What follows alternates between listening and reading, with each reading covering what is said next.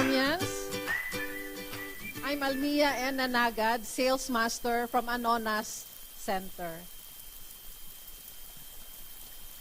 Nakakatuwa kasi yung message kanina or testimony is also about cancer. So let me discuss with you and share with you also yung dinaanan ko and my walk during the time that I was also diagnosed with cancer of the uterus, stage 1B.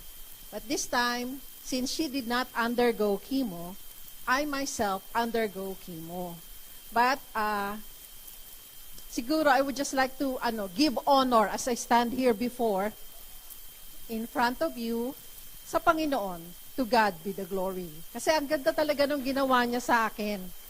Parang ginamit niya talaga na ipinreset niya sa akin in 2018 or 2019 I think yung Hemohim because I will undergo this. And you know what?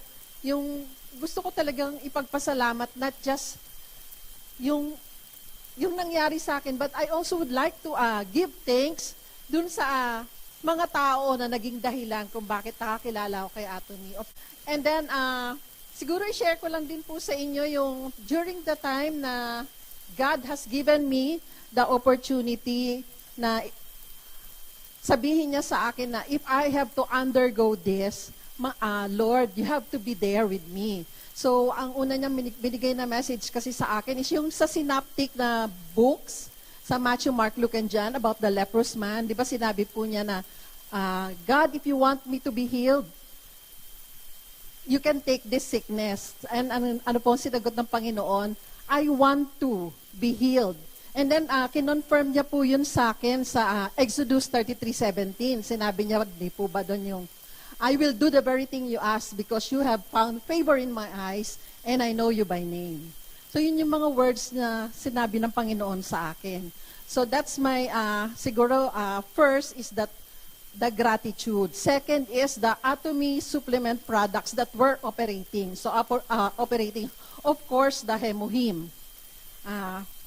Kasi at that time, talagang, nung ma-diagnose ako noon, talagang I was already taking, and also yung pong ating herb day, kasi ang isa sa symptoms ko is yung continuous bleeding.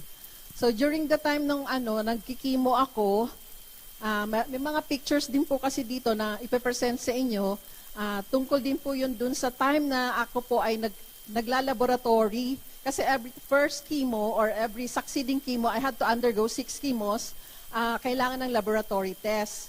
So, ang RBC ko, thank God, nagno-normalize naman siya, pero sa during the 4th, 5th, and 6th, talagang bumababa. But ang sabi ng oncologist, hindi naman siya cause of alarm, so hindi ako na bigyan ng blood transfusion, hindi kagaya ng ibang mga nakakasabay ko during the time ng chemo, kasi sila, they have to undergo blood transfusion. So thank God, there is Atomy Hemohim.